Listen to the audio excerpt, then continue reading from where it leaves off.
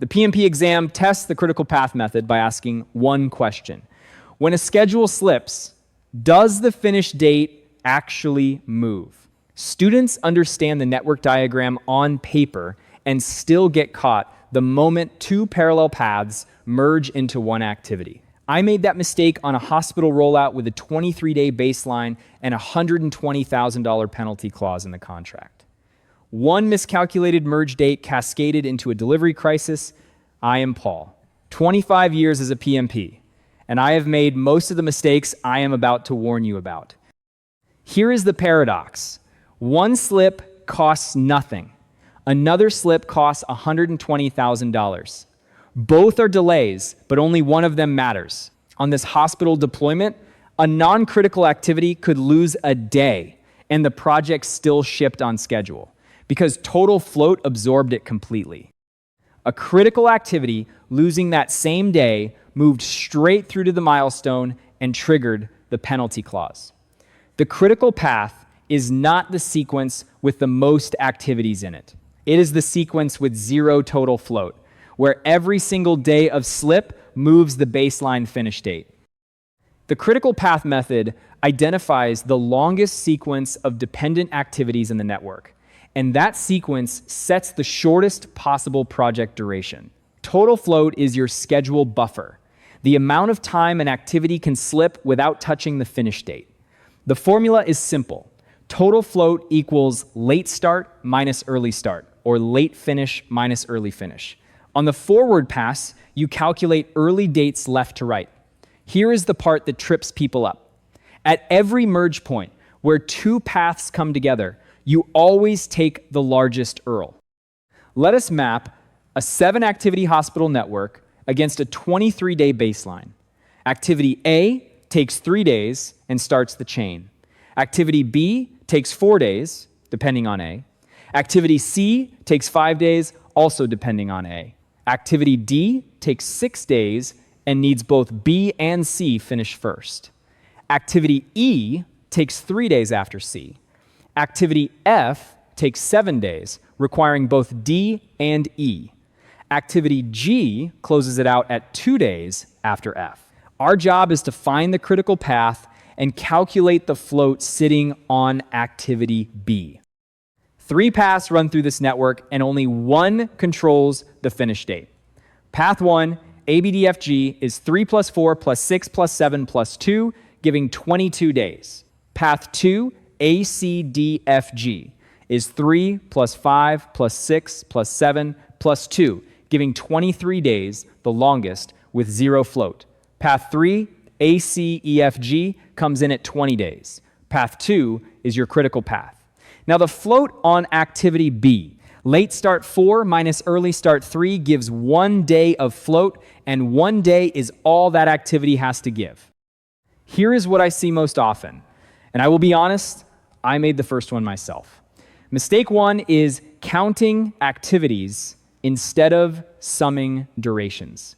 A 4-activity path can look longer than a 3-activity path, right up until you add the actual days, and the shorter looking path wins. Mistake 2 happens at the merge point. Activity B finishes day 7, activity C finishes day 8, and activity D needs both done. Taking day 7 and moving on feels natural. It is wrong, because activity D cannot start until the slower predecessor arrives. Whenever I build or check a network schedule now, I follow 2 mechanical rules and 1 exam instinct. First, on the forward pass, the early start of any merge activity equals the maximum early finish among its predecessors, never the minimum. Second, on the backward pass, calculate total float as late start minus early start. If it comes out to 0, that activity sits on your critical path. Here is the instinct the exam is really testing. When a question describes a 1-day delay, your first move is never to escalate. You check the float first, every time. Question 1. A project has a 23-day baseline. Activity B has early start day 3, early finish day 7, late start day 4, late finish day 8. Activity B takes 5 days instead of the planned 4. What happens to completion? Option A, delayed by 1 day. Option B, stays at 23 days. Option C, delayed by 5 days. Option D, the manager must immediately crash downstream activities. Take a moment. Which one would you choose? The answer is B, completion stays at 23 days. Activity B has 1 day of total float, late start 4 minus early start 3, and that day absorbs the slip. Option A is the trap. Tempting because in the real world we treat any slip as bad news. But the exam is asking whether that activity had float to give. Activity B did. Now let us push into a merge point, where two predecessors race to feed the same successor. Question 2. Activity B finishes day 7. Activity C finishes day 8. Both feed into merge activity D, a 6-day activity. What are the correct early start and early finish dates for activity D? Option A, early start 7, early finish 13. Option B, early start 8, early finish 14. Option C, early start 15, early finish 21. Option D, early start 8, early finish 12. Take a moment. Which one would you choose? The answer is B. Early start 8, early finish 14. The merge rule takes the maximum early finish of all predecessors. Day 8 from activity C, not day 7 from activity B. 8 plus the 6-day duration gives early finish 14. Option A is the trap I flagged earlier, taking the smaller finish date and ignoring that activity C is still in progress. One question left, and it is the gap between how practitioners think and how the exam wants you to think. Question 3. A project network has 3 parallel paths. Path 1 runs 22 days. Path 2 runs 23 days. Path 3 runs 20 days. An activity on Path 2 with 0 float slips by 3 days. What is the new project duration? Option A, 23 days. Float from Path 1 absorbs it. Option B, 25 days. Option C, 26 days.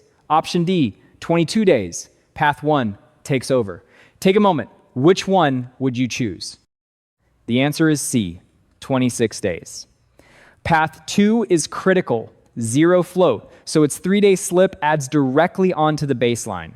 Option A is the practitioner instinct, and it is where the exam catches people.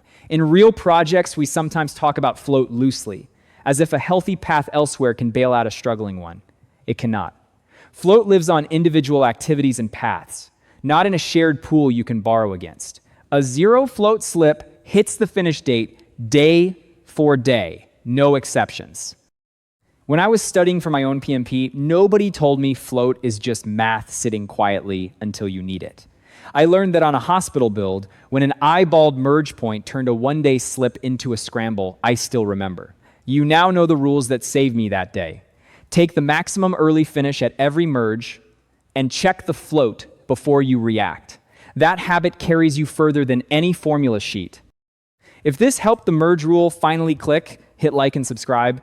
It genuinely tells me what to break down next. Before exam day, open your schedule management plan and trace one 5-activity network yourself, forward pass and backward pass, start to finish. I am Paul, study smart. See you next week.